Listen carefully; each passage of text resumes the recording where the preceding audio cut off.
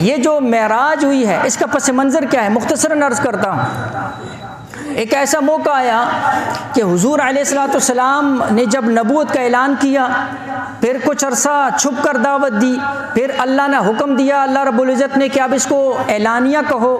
جب اعلانیہ کہنا تھا، کفار نے جو ہے نا طرح طرح کی تکلیفیں پریشانیاں شروع کر دی۔ اس وقت کے اندر چچا ابو طالب جو ہیں وہ ان کے لیے ڈال تھے، اور گھر جب آتے تو بیوی ان کے لیے جو ہے نا وہ تسلی کا سامان تھا۔ تو ایسا آتا ہے کہ 1 سال کے اندر ہی جناب ابو طالب بھی فوت ہو جاتے ہیں، اور جو ہے تسلی دینے والی بیوی وہ حضرت خدیجہ الکبریٰ رضی اللہ تعالیٰ عنہ بھی فوت ہو جاتی ہیں۔ مکہ والوں نے دعوت سے انکار کر دیا۔ روزانہ کا سورج چڑھتا حضور کے اوپر تکلیفوں کو مزید بڑھاتا۔ حضور علیہ الصلوۃ والسلام ان سے نا امید ہو کر طائف کا سفر کیا۔ یہ تینوں واقعات ایک ہی سال کے اندر ہوئے۔ حضور طائف کے اندر گئے، لیکن ان ظالموں نے مناظر حسن گیلانی رحمۃ اللہ علیہ الخاتم النبی کے اندر بڑی عجیب تصویر کھینچی اور بڑے عجیب الفاظ استعمال کیے۔ وہ الفاظ زبان کے اوپر لانا یہ بھی بڑی عجیب جو ہے بڑی سخت بات ہے۔ فرمایا وہ طائف کا سفر آپ سنتے رہتے ہیں، وہ سارا واقعہ پیش آیا۔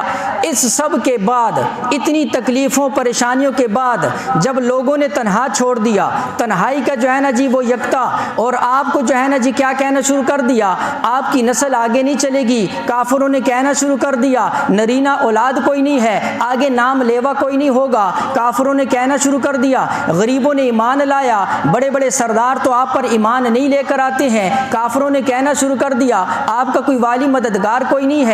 کافروں نے کہنا شروع کر دیا ابو طالب حمایتی تھا وہ بھی چلا گیا۔ کافروں نے کہنا شروع کر دیا بیوی تسلیاں دینے والی تھی وہ بھی چلی گئی ہے۔ مکہ والوں نے انکار کر دیا، طائف والوں نے ظالموں نے پتھروں سے استقبال کر دیا۔ ایسے موقع پر آپ خود اندازہ لگائیں امام الانبیاء اس وقت کس کیفیت کے اندر ہوں گے، کون سی کیفیت سے گزر رہے ہوں گے۔ تو اس کے بعد رب تعالیٰ نے پھر یہ انعام دینا تھا، اس لیے کہ اللہ وعدہ فرما چکے ہیں ما ودعک ربک وما قلی، اے نبی اپنا تیرا رب تجھے اکیلا نہیں چھوڑے گا۔ اللہ اعلان کر چکا ہے ورفعنا لک ذکرک، اے نبی تیرے ذکر کو میں بلند کر کے رہوں گا۔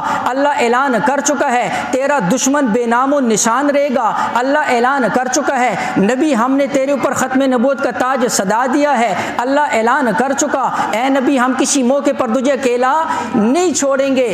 اس لیے علماء نے لکھا جب اس وقت کی پریشانی کے عالم کا سارے کا سارا ہر طرف سے تنہائی تھی، پریشانی اور مشکلات تھی، تو اس وقت اللہ نے اعلان کیا، اللہ نے وہ ارادہ فرمایا اپنے محبوب کے لیے وہ مقام اور تسلی، وہ عزت، وہ بلندیاں کہ جس بلندی کو دیکھتے ہی رہ گئے۔ جو بلندی اتنی زیادہ تھی جو سدرۃ المنتہا پر جا کر اس کا اختتام نہیں ہوا۔ جبرائیل امین تو واپس آ گئے، حضور اس سے بھی اوپر چلے گئے، جس کا اختتام سدرۃ المنتہا نہیں تھا، جس کا اختتام عرش معلیٰ نہیں تھا، بلکہ رب کا دربار کے اندر اللہ نے اس موقع پر اپنے سامنے بٹھا کر نماز کا تحفہ پیش کر دیا۔